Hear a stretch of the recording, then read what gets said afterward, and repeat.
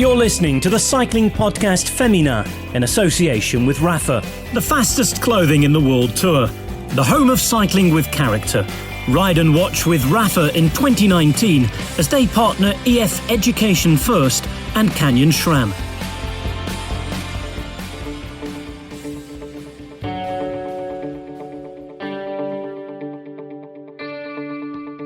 You are listening to the Cycling Podcast Féminin, brought to you by Skoda. Dedicated to closing the gender gap in cycling, one race, one cyclist at a time. This is our time.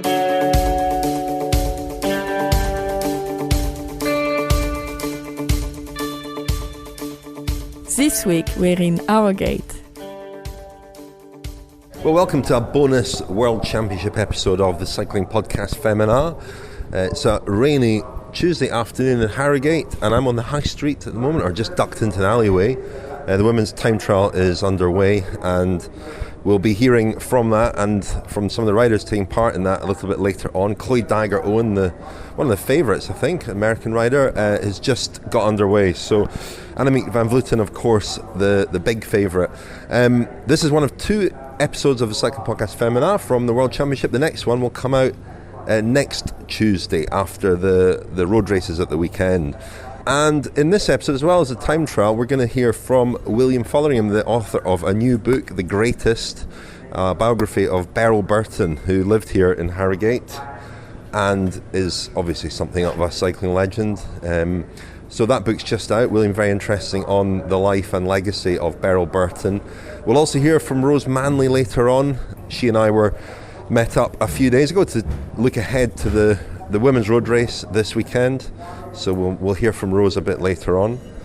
Big thank you to our sponsors, Rapha, our title sponsor at the Cycling Podcast and the Cycling Podcast Féminin, and Skoda, whose very generous support of the Cycling Podcast Féminin helps us produce additional episodes as well as other things. Before we go, though, to the time trial news from today's time trial, I'm going to play a little interview that Ashleigh did in Madrid at the end of the Madrid Challenge a week or so ago. I think it was 10 days ago. The interview is with Maria Martins, a Portuguese rider who was 6th on the day in Madrid, and afterwards Orla bumped into her handing out printed CVs to teams. She's looking for a team for next year. A fascinating story.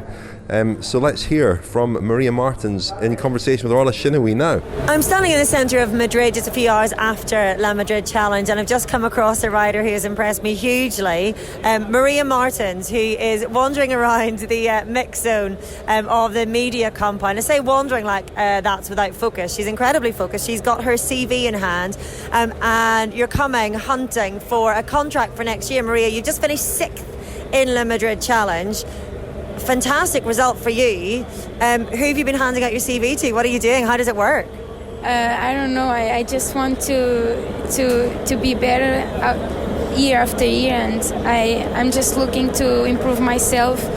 And I will be here for next year, trying the best as I could. And I'm just looking for a good team that help me to get other level. And I have results, some not perfect, but that means a lot to me, because my team is a UCI team but not a professional, and I think I could do better with a better team. How unusual is it, or how normal is it, to be wandering around and handing out your CV? I've never seen that before. Yeah, it's not usual, but I'm Portuguese. The Portugal don't have a lot of famous riders, so we have to look for ourselves, and that's it. We have to look for And what's your dream then? You finished 6th today. You were 4th in the European under-23s. What is your dream? How far do you think it can go, or is it, I guess, too soon to say until you get the right team? My biggest dream is of course be Olympian, and I'm looking forward to do it next year in Tokyo. But in the other hand, I have other dream, like be a professional cyclist, and it's a dream, and I'm fight for it. Maria, I often interview the people who have made it, you know, the people who are winning races, and asking them about their situation. What's it like trying to come through? How difficult is it a sport to try to break through to the professional ranks then? Yeah, last year I also tried to find a new team, but it's really, really difficult. I don't know, it seems the sports director are with Harry's blinkered maybe. Yeah, and I don't know. I don't know what I have to do more, but I will try always to give my best. And A community around the world, stories and films with the most compelling characters, the world's finest apparel. Explore the world of cycling with Rapha.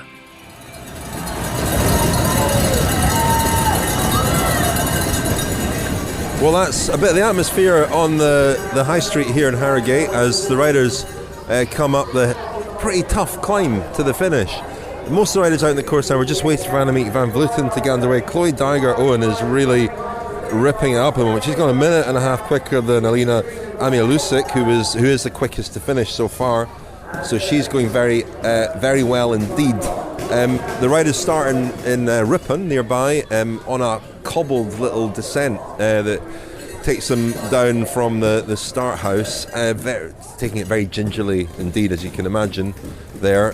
But Anna van der Breggen's underway, Amanda Spratt is out in the course, Elisa Longo Borghini, and we're just waiting for Annemiek van Vleuten to get underway.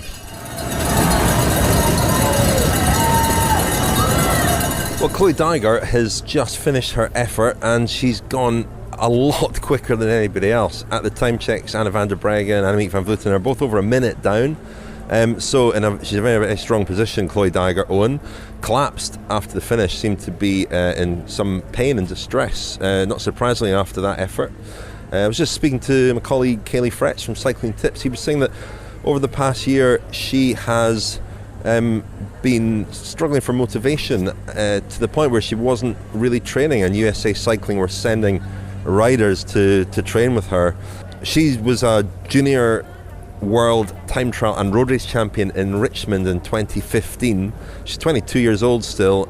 She also won a silver medal in the team pursuit at the Rio Olympics, of course. Member of that team with her was Kelly Catlin, who very sadly died earlier this year. Well, we'll speak to Chloe Dygert Owen a bit later on, regardless of how this race ends up. But it looks like she's in a very strong position to take the gold medal. Just spoke to Hayley Simmons, a British rider who just finished, and she explained how these conditions impacted on the riders as they warmed up and prepared for the effort. So here is Hayley Simmons.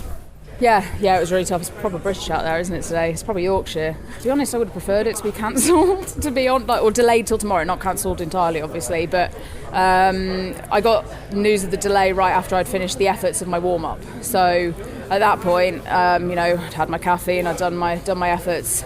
I had no idea what to do, to be brutally honest. I rang my husband, who's also my coach. He got some advice from Barney and Sarah Story, who he happened to be with, who obviously they know the drill. They've been on the scene a long time. I ended up having more caffeine and got off the turbo for a little bit, got back on, did a few more short efforts, but I ended up warming up for effectively 1.5 amount of time as I normally do.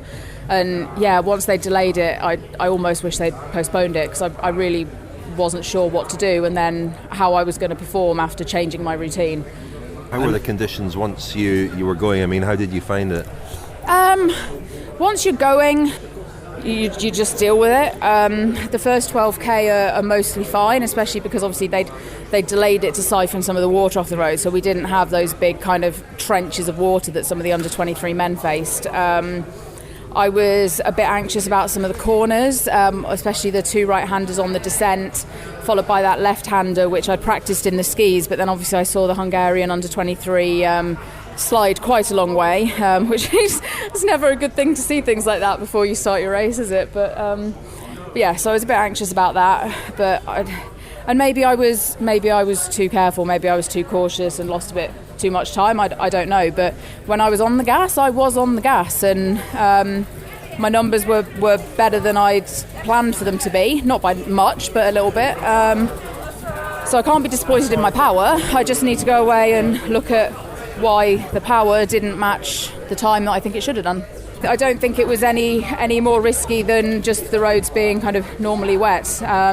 It's just like a wet training day, to be honest. They couldn't do any more than they did. They siphoned off all the deep puddles. I certainly didn't see any like really deep trenches of water that I thought I was going to go into. So it was just about being cautious on the corners. I mean, we're lucky in the UK that we do get quite a lot of rain. So our tarmac is built more grippy. You know, if this was Spain or Italy, I would have been getting off my bike and walking around some of the corners, I think. But in Yorkshire, you're used to the rain, aren't you? So no, the roads are fine. Yeah, and there's a roundabout with, I don't know, maybe 4 or 5k to go that you go straight over, and you take it on the left-hand side, and there are kind of slow down bumps into it, and it's pretty much a straight line, not quite, but there are 2 drain covers, and I had Emma Trott in my ear going, straight through on the skis, on the skis, on the skis, and I'm there going, ha, ha, ha, like, it's okay, and then I saw someone on the inside edge on the edge of the roundabout almost step out as though he was going to catch me if I slid into him, and I was almost shutting my eyes and praying, but I got through it, and Emma was like, yes, Hayley, yes. So yeah, it's kind of seat your pants at the time, but no, I got around safely. Well, a really pretty extraordinary result to today's time trial's just finished, and Chloe Dygert is the winner. That's not so much of a surprise as the time gap. She's 1 minute 32 ahead of Anna van der Breggen, who finishes second in the individual time trial for the 3rd year in a row, and the 4th time in total that she's finished second in the time trial, never won it. The defending champion, the champion of the last 2 years, Annemiek van Vleuten, was 3rd, almost 2 minutes down, 1:52. But you look down the top 10, and Lisa Brenner 10th at 3 minutes 19. Really extraordinary. Huge gaps, and some very, very disappointed and even distressed riders coming through the mix zone at the end here. 2 of them, Ashleigh Moolman Pasio, who had big problems with her bike today, and Audrey Cordon-Ragot, I spoke to as they came through after the finish. Here is Ashleigh Moolman Pasio and then Audrey Cordon-Ragot. Well, I can see from your eyes that it wasn't a good day for you out there. Yeah, it's just mechanical after crash after crash. I mean, today was just another day like that. And I'm sorry that I'm emotional, but it's just, you know, I've been trying to be positive through all the things that have happened to me this year, and just hoping and believing that it has to change at some point. And I was hoping today would be the day. And again, more mechanicals. How were the conditions? I mean, was that a factor in today, or was it just other things going wrong for you? Yeah, it had nothing to do with the weather. I mean, actually, we were quite lucky because the weather did calm down for us, and, you know, hats off to the race organisation for handling what was quite a difficult situation for them, you know, with the under-23s, the conditions, the big water puddles out there. They really did a good job of getting that under control for us. Yeah, and then, you know, it had nothing to do with the weather or the conditions for me. It was just a case of mechanical, you know. Saturday, the road race. Pick yourself up for that? Yep, definitely. I mean, I'm certainly learning how to roll with the punches. So this is just another punch, and yeah, I've got a couple of days to try and get over it, and yeah, Saturday's another day. What do you make of the course? Well, I think it's going to be a really tough course. You know, it's hard roads, you know, heavy roads, as they would say, up and down all day. I think it'll be a race of attrition, and then this final circuit is pretty technical, and the finish is quite hard. I must say I like the finish. So yeah, just go out there and give it my best and hope for a good race and for everything to turn around and to finally go my way. Well, Audrey, a difficult day out there. Yeah, I have no explanations. I had really good legs the past days, and I felt so good, and I came here really with high expectations, and going through this TT with this power means like no power at all, actually. It's just so frustrating, and I have no explanations. Did you feel that as, you know, from the start that you were just on a bad day? You know, it's hard to say from the start, but after 14 kilometers I had the first intermediate, and the coach didn't give me the gap with Juliette, and I knew he didn't give it to me because he knew I was far from her, so it means that I was not playing top 10 for sure. And then in the end, you just give your whole, and you just want to reach the line and to forget about it. What did you make of Chloe Dygert's time? She's an ovni. I mean, we knew she was super strong. We knew that she did some super good racing in USA. But when you never race against her, you have no. I mean, I didn't know what to expect from her. I just know she was strong. I just know who is her coach, and I think it's one of the reasons why she's strong. Well, that was Ashleigh Moolman Pasio, very upset at the finish and hoping for better luck on Saturday in the road race, and Audrey Cordon-Ragot. And she made reference to Chloe Dygert's coach. That is Kristen Armstrong, who is former Olympic champion, of course, in the time trial. And like Kristen Armstrong, Chloe Dygert, she recently won all 4 stages of the Colorado Classic in the US, but she, as Audrey said, it's difficult to sort of benchmark her or for the other riders to benchmark themselves against her because they don't compete against her very often. Anyway, let's hear now from the bronze medalist Annemiek van Vleuten and also from the winner Chloe Dygert-Owen. I put all my efforts into we have an awesome day here, and I didn't have an awesome day. I had an off day. So that's like she had an awesome performance and I underperformed today. I'm not a girl of excuses, so I don't know what. So I'm actually surprised. I think it's the first time that I worked so hard for something and then I was not. Usually I'm really good in targeting and race and being a super good level, and today I wasn't. So I did everything the same, nothing changed. I started okay, and also with confidence today. I was not nervous, I just like normal nervous. Yeah, already on the flat part actually I had a feeling like that I didn't have an awesome day. Then I had hope that the second part would be a bit more my part, but then I felt like on the climbs that I didn't have the power today and my legs were exploding, and I think you could also see it at my style on the bike that I was rocking my bike instead of like what I can do a bit normal. I didn't give up, that you could see on the television, but it was hard. The gap is big, but also my power output average, like if I compare it to what I did in the national champions, is like massively lower than what I can do normally. Until last week I had awesome power output, so hopefully it was just an off day today. Yeah, it was definitely a surprising day out there. I really had no idea what to expect. This is my first time racing against these girls in 2 years, so it's just a really special moment. I live in Washington State right now and it rains all the time there, so I think I do pretty well in the rain. And I'm originally from Indiana, so it's really windy there, and so the wind, the rain, everything, it's fine. I rode it twice and I drove it a few times, so and I've watched video and everything, so I think I was pretty well prepared. I knew the bumps. I watched the boys race this morning, so I was I think I was prepared as I probably could be. I had that injury last year, my concussion, and I sat out, wasn't even able to go to World Championships, missed the track season, so this race was what I was training for this year. Took the beginning half of the season very slow and really built up for this race specifically. Chute à l'arrière du peloton, Cycling Podcast team car at the back of the pack, please. This episode of the Cycling Podcast Féminin is supported by Heist. Heist is on a mission to take away the frustration every woman has with their underwear. Hi, Rose. Carry on. They've already revolutionised tights and shapewear, and there is more coming in 2020.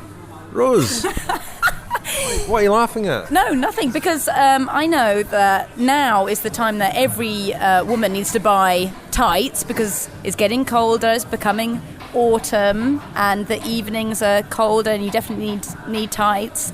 And of course, you're starring in Tooting Community Theatre as Widow Twanky, aren't you, this year? So you will definitely need to get tights and probably definitely some shapewear if you're going to fit into that I'll frock. be wearing my Heist tights. You got your delivery though, didn't you? You got your products. Yes, I did. I got my tights a few weeks ago, and since I've took them out for the first time to a Great Gatsby immersive theatre thing for my birthday, there was lots of dancing. My Heist tights, they didn't fall down when I was doing the Charleston, which is beneficial not just for me but for I think all the other people around, to be honest, that my tights didn't fall down, and they're incredibly comfortable, and I danced all night in them. So we beat on, Rose, boats against the current, borne back ceaselessly into the past. Yes, Great Gatsby. Not much to do about nothing underwear, to do with but tights or women's underwear. Did you not receive something else in the post as well? I did. I actually received them this very morning, and I did walk around the house in them. A kind of cycling short.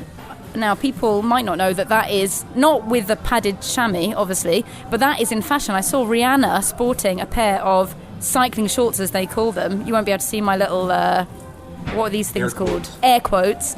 And yeah, I got them this morning. They are really excellent, really comfortable, and I'm sure there's plenty of female cyclists listening who have a similar issue to me. They have a much smaller waist than the size of their thighs, and what I get when I go out, if I'm wearing a tighter dress, is that I get a bit of what they call chub rub. Am I going too far, Richard, or is it okay?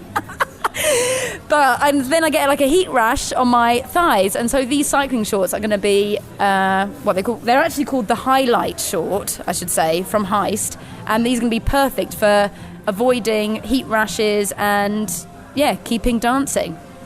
Well, whether you're dancing or acting in pantomimes, get yourself a pair of Heist tights or other clothing. You can get 15% off using the code HEIST15 at the checkout. But I'll tell you how to do that in a moment. Heist has an in-house team of material scientists and garment innovators known as Lab 12 creating its products. This team applies the same level of physiological research and technological innovation to underwear that's previously only been used in the sportswear category. Lab 12 is led by Fiona Fairhurst, the inventor of the revolutionary multi-gold medal winning Fast Skin swimsuit, and the lab has applied technology never before used in underwear to create shapewear that moves with the body rather than against it, as Rose and Orla keep telling us. So to get 15% off your Heist products, use the code HEIST15, that's in capital letters, HEIST, at the checkout at heiststudios.com. HEIST-studios.com.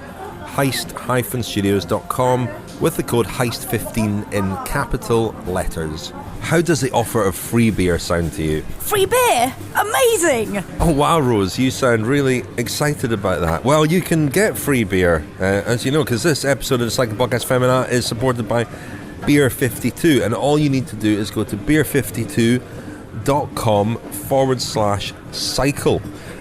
Beer 52, of course, is a craft beer club. 8 beers a month in your case, and if you sign up in the next 2 weeks, you get an extra 2 free beers, so that's a total of 10 if my maths is correct. So wait a minute, when you were offering me how does free beer sound, you should have said how does 10 free beers sound. Should have said that, you're right. Each month, Beer 52 delivers a case with a different theme. These have ranged from Germany to Korea, Norway to South Africa, and California to Finland.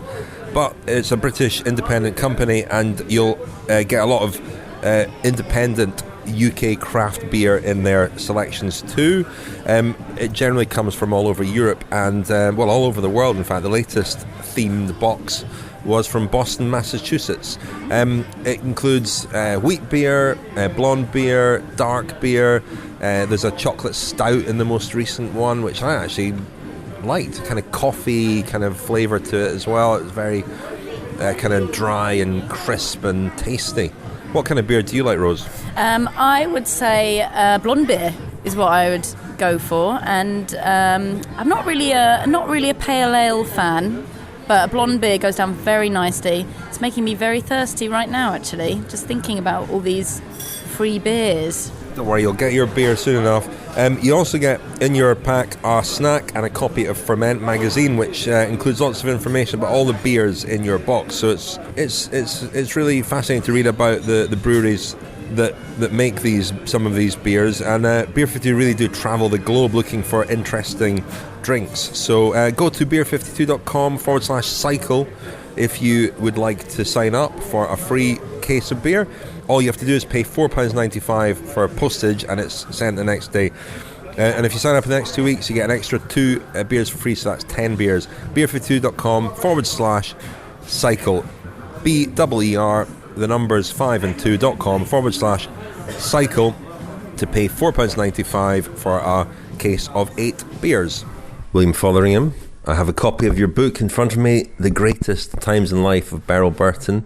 You've written biographies of some of the great cyclist, but this is the first female cyclist you've written about. I mean, tell me about what you thought of and knew about Beryl Burton growing up. I guess the point about Beryl is that Beryl was a fixture in cycling in Britain when I began cycling in the late 70s, early 80s. And the same thing applied when I started being a journalist in 1989-90, when I started working at Cycling Weekly. It was kind of peculiar because other cyclists came and went, but Beryl was sort of a fixture. She was just there. She was kind of part of the furniture. And I guess, like pretty much everyone else, I kind of assumed she'd be there forever. And so it's kind of a shock when she died in 1996. And that was pretty sudden. And I remember having to write her obituary for both The Guardian and Cycling Weekly. And when I put her obituary in another book, a compilation called Racing Hard, I think I wrote then that, it was a privilege to be able to do that, but a huge regret that I never got to meet her. She's obviously a Yorkshire woman. We're in Harrogate, and obviously really close ties. She had very close ties with Harrogate. I think she lived here. She lived here, but the memorial service that you mentioned in the book was on this very road. Yeah, it was on West Park. So this is one reason why I wrote. Well, certainly the reason why I've timed the book to come out now at the end of August this year. It was deliberately timed in order to coincide with the World Championships, because it's just a really good thing to do. And so yes, her links to Harrogate are very, very intimate. She moved here in the 60s. I think it was the 60s, maybe in the 70s, but she lived here for a long time, and she died here. And the memorial service was just across West Park. Can you tell us what? I suppose she's known for two things. One, winning world titles and setting records that weren't beaten in some cases for 50 years, which is amazing when you think about how equipment changed and so on. The other thing she's known for probably is longevity, for just competing for so long. Can you run through just what were her greatest achievements? Well, I think her greatest achievement, without a doubt, was taking the 12-hour distance record in the Otley Cycling Club 12-hour in 1967. And the point about this is that it was unique because it's as far as I can tell, it's the only occasion on which a female cyclist has taken a men's cycling record. And the 12-hour record, I mean, yes, 12-hour racing, it's not the Tour de France. It's a slightly niche. It's niche, but it's mainstream. In the 60s, it was pretty mainstream. Some very, very good people took on the British Best All-Rounder, took on the 12-hour as a result. I mean, it was just a couple of years since Arthur Metcalfe had taken the BAR, and Metcalfe went on to finish the 1967 Tour. So it was niche, but mainstream at the same time. So that is the most astonishing achievement of all, because it's so rare for a woman to take a man's record. And also she did it on the same day under the same conditions as the guy who was that year's best all-rounder, Mike McNamara, who broke the men's record for about 2 minutes until Beryl finished 2 minutes behind him. It sets her apart in terms of endurance sport as a woman, not just cycling, but across the piece. I couldn't find an instance of a woman taking, a comparable running record at the time. I mean, obviously, since then, we've seen that, women are uniquely gifted when it comes to ultra endurance events. They're better than men at ultra marathon open water swimming, for example. And we see it in ultra marathon cycling events as well, ultra marathon running events. So it's now a given. But we are talking, over 40 years ago, and at that time it was completely unprecedented and unlikely. So that is the big achievement. I mean, the world titles were a magnificent achievement as well.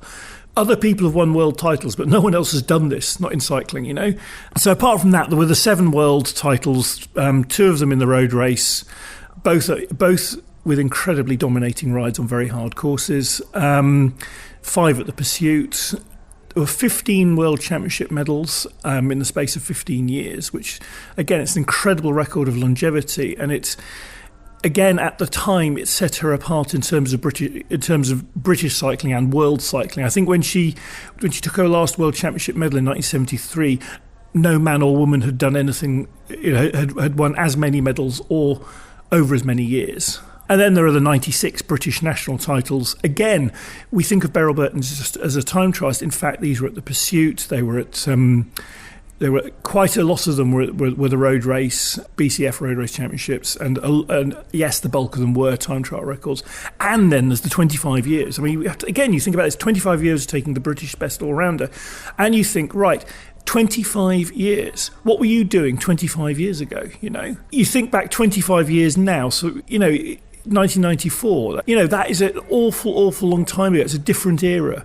John Major Prime Minister, etc., etc. You think back from so her last BAR was 1983, her first 1959, I think it was, and you think, you know, 1959 to 1983, what happened in that era? Well, in cycling terms, Eddie Merckx began racing and stopped racing, and Eddie Merckx's entire career happened well within that time span.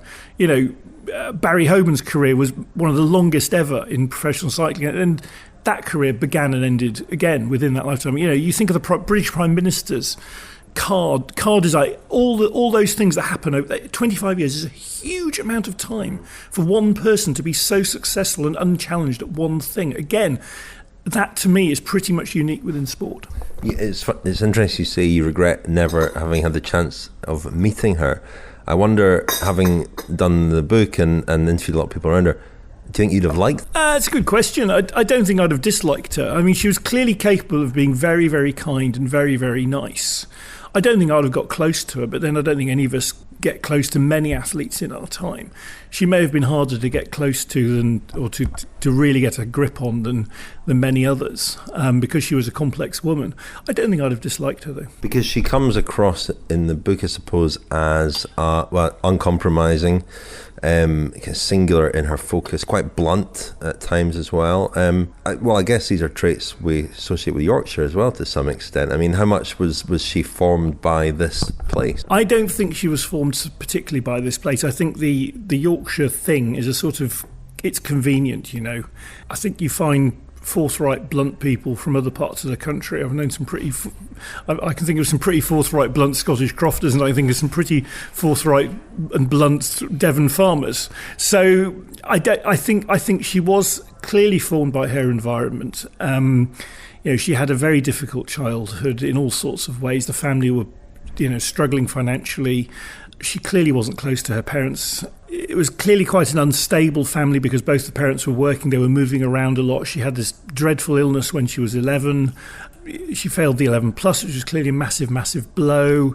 So I think her personality was forged by those things as much as by the environment. Later, she went out and sought uncompromising individuals like Nim Carline of the Morley Cycling Club, who was her, he wasn't exactly her coach, but he was her training partner and her boss at work. And she sought out those sorts of individuals to match herself against. So to that extent, you could say she was formed by the environment, but I think she would have been Beryl Burton no matter where she was born. She was extremely driven, clearly, and you do make a lot of the 11 plus failure in terms of maybe forming her character and desire to win. And, you know, it's interesting because another thing you mentioned is that obviously she wasn't earning money really from the sport.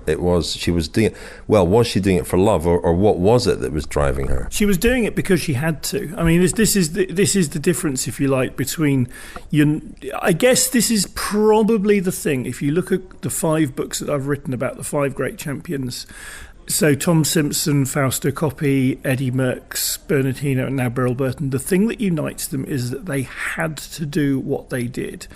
There was not an alternative way for them, and that is the mark of the champion as opposed to the normal human being, or even the domestique, or the non-champion. That's the difference. I think these characters have to do what they do. So someone like Gianni Longo, Marianne Vos, they have to do it. There is no alternative for them. And Beryl Burton falls completely into that bracket.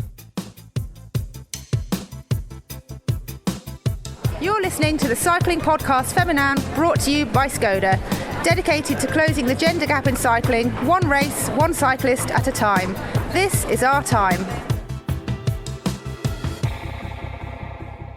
In the end, and I mean, this is what's quite interesting about the book. I would say it's a sympathetic portrait to an extent, but not shy of revealing some of the characteristics that might have made her quite difficult as well. But also, in the end, this drive, this desire, this need to do it was quite detrimental to her. And you quote quite a lot of people around her, family and friends, who kind of felt that she went on too long, and in the end, pushing through cancer and other illnesses and maybe even eating disorders. You hint at that in the end it may have contributed to her quite early death, because she died when she was 58. Yeah, the way she was probably killed her. The compulsion to keep competing probably did. It either contributed to her death or it killed her. In fact, when you look through her career, you realise, and again, this came as something as a surprise to me, because I knew that at the back end of her career she was competing against illness and injury. What I didn't realise was, if you go into the 60s, she was competing through quite a lot of nasty injuries. Even then, she was falling off her bike. Stuff was happening. So yeah, it's interesting. The conclusion I came to was, it's not an ending like Fausto Coppi's ending, where Coppi was keeping going basically to earn money to finance his his wife and his mistress. I mean, it wasn't like that, because there was no money in it at all. There was no glory in it for her either. I mean, in the sense that she stopped being competitive truly at a national level sort of in the mid 80s. And obviously being ill with the cancer didn't help, but she kept going. She enjoyed the environment. She loved that thing of going to time trials, standing around the result boards, talking to people, and there's a paradox there, obviously, because in some ways she was very unapproachable, in other ways she was massively approachable, because she liked to do that. But the other conclusion I came to was this, which is that when you ride a time trial, if you're any quality at all, not the best, but not even the best necessarily, but just in there in general, you're always going to catch people, always. So every time you catch someone in a time trial, it's like a victory, because you're better than them. And she was able to keep doing that right up to when she died. I described the episode where a friend of hers, they rode the same race. It was the National 10-Mile Time Trial Championships in 1992, and this lady thought, maybe Beryl won't catch me today because she's way past it. But no, the hiss of the tyres, the sort of come on, keep going, the word of encouragement, and off she went. That's so I think that was what drove her to keep going. Well, she had a word of encouragement often for the female riders she passed, and something that could be quite condescending to the men. You got to try harder. What would she have said to you if she caught you in a time trial? Oh, she just said, you need to lose some weight, chum. Was she political at all, in the sense, because there's a sort of hint there of a sort of a political sort of agenda, if you like, but she was a woman competing in a man's sport, and I wonder if that was important to her, the idea that she could be a role model, or that she might help to break down some of the barriers that exist and still exist for women to compete in cycling. It's getting better, and there are various people who we now kind of hold up as people who've really taken the sport forward. But did she do that, and was that important to her? Yes and no. I think there's various sides to it. One is it's clearly hers is a political story in terms of sexual politics within sport. It's very important, and it couldn't not be, given the scale of her achievements and the length of her career. She took on a campaigning role to some extent. I mean, her main campaign was to get women and men racing in the same events domestically in Britain. And it wasn't entirely altruistic. It was driven, I think, by the fact that she couldn't find much satisfaction in beating the same women every week. The pool wasn't enormous. And she was so far ahead of her female opponents that she felt the only way she could progress and improve herself was by competing with men. So I don't think it was entirely altruistic, but she was very conscious of the fact that women and men, why shouldn't they compete together? And that was also very radical, because she began campaigning for this in 1960. I think it's impossible to say now whether, because it was a movement, it was a campaign that was supported and driven as well by the then editor of Cycling, Alan Gayfer. And I would be interested to know whether Gayfer suggested it to Beryl, or Beryl, whether they arrived at the same conclusion independently or what. We'll never know. But anyway, they both did the same thing. But what's interesting is the campaign to get open racing for men and women domestically in Britain, it took 9 years to come to fruition. It's astonishing that it should take so long. And during the time that they would, the RTTC as it was then and the BCF as it was then would discuss, whether they should let women ride in handicap road races with men, or they should, if in case of the time trials, whether the women should just be put off through a time trial field rather than in an individual event of their own. While they're discussing this, they're also looking at such minutiae as whether you should have a stamped address and envelope compulsory for all entries, whether race numbers should be black or yellow, all that sort of, so they weren't measuring socks though. Sock length. No, to be fair, it was pre-socks. They hadn't even got that far. They didn't, but I think it was compulsory to be white. I'd be certain it was compulsory to have white socks. But you know what I mean. So she campaigned, definitely in those terms, and she was also a role model. She liked being a role model, but she didn't like it when the opposition got within reach of her. That she didn't like. So she was a role model, but up to a certain extent. So when women who she would encourage you if you're a young woman, but if you started to beat her or threaten her, then that would change, because she was very, very defensive of her position. William, tell us where you can buy the book. Well, this book is a bit of a difference, and I think it's something that Beryl Burton would have quite liked, because it's self-published. Beryl liked to have control, and I wanted control of the book, so I self-published it. You may struggle to get it through conventional retail outlets like Amazon, Waterstone. So the best places to look are via Isla Bikes, which is one of the best British bike companies, via Prentice Ciclismo, and also via my website, williamfotheringham.com.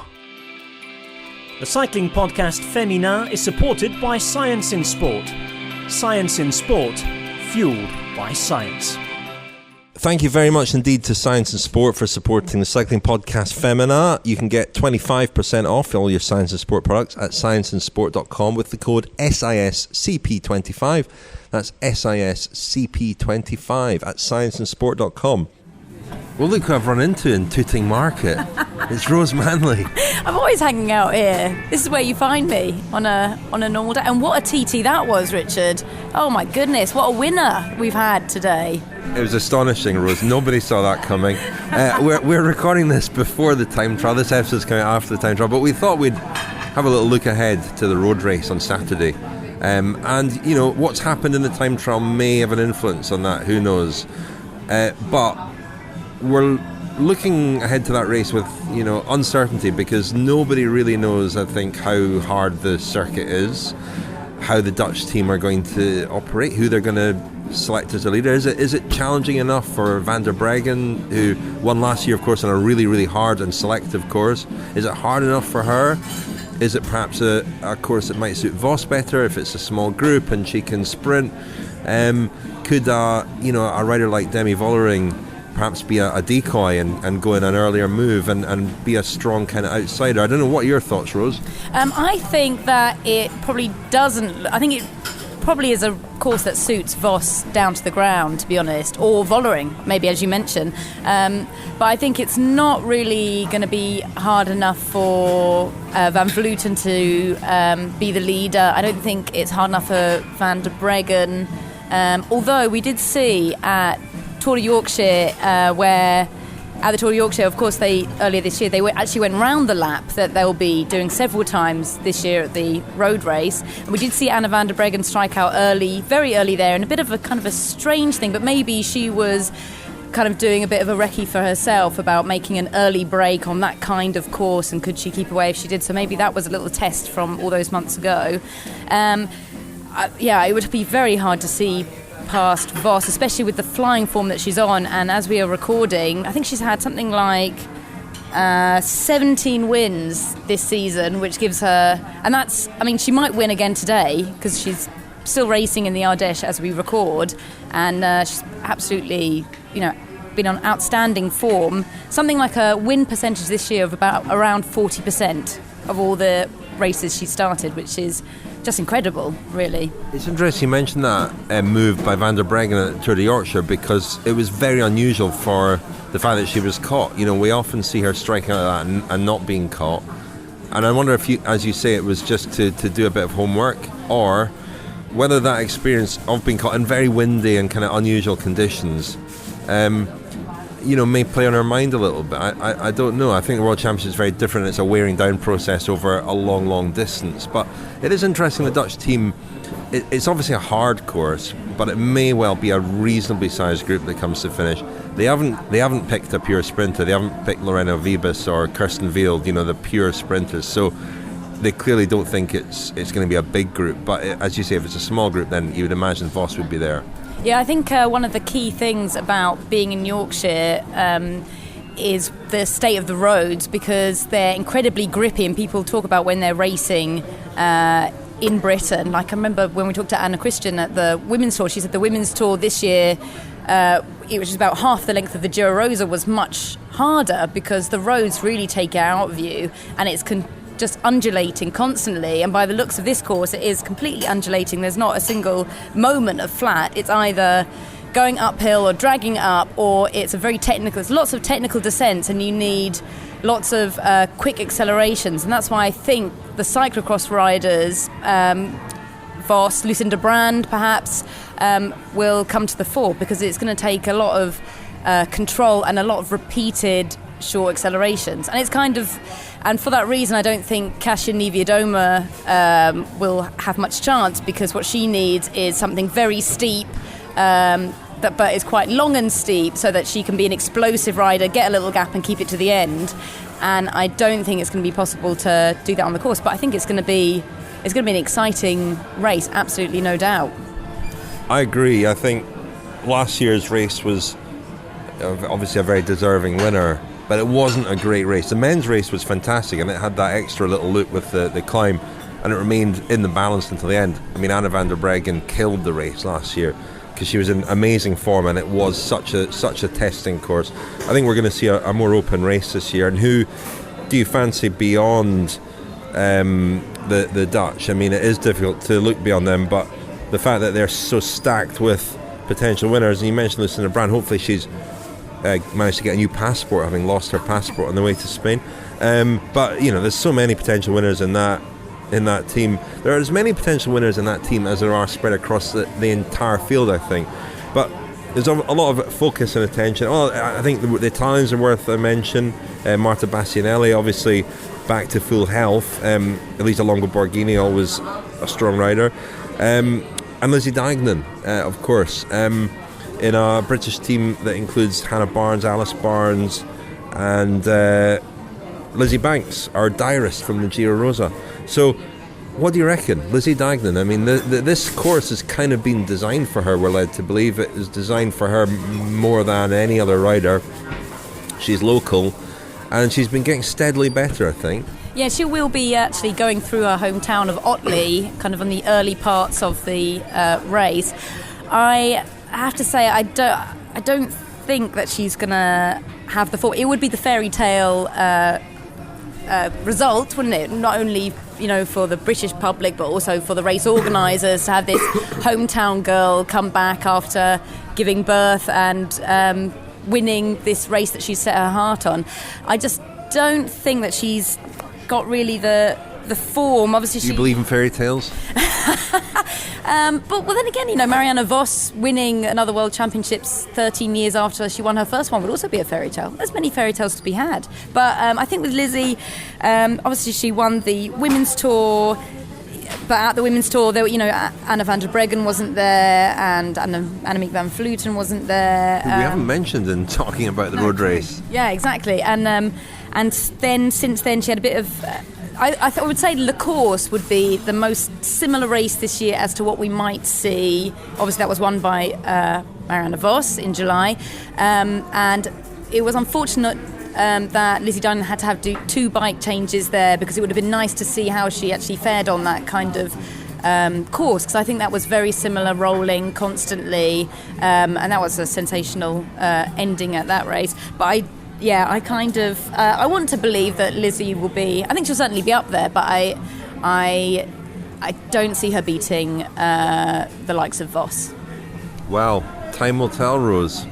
Yeah, I know, and I'm going to say all this, and you're going to play it out, and then I'm going to sound like a complete buffoon, aren't I? Well, no, because we'll be there, you'll be there at the road race, we'll be there together on the Saturday.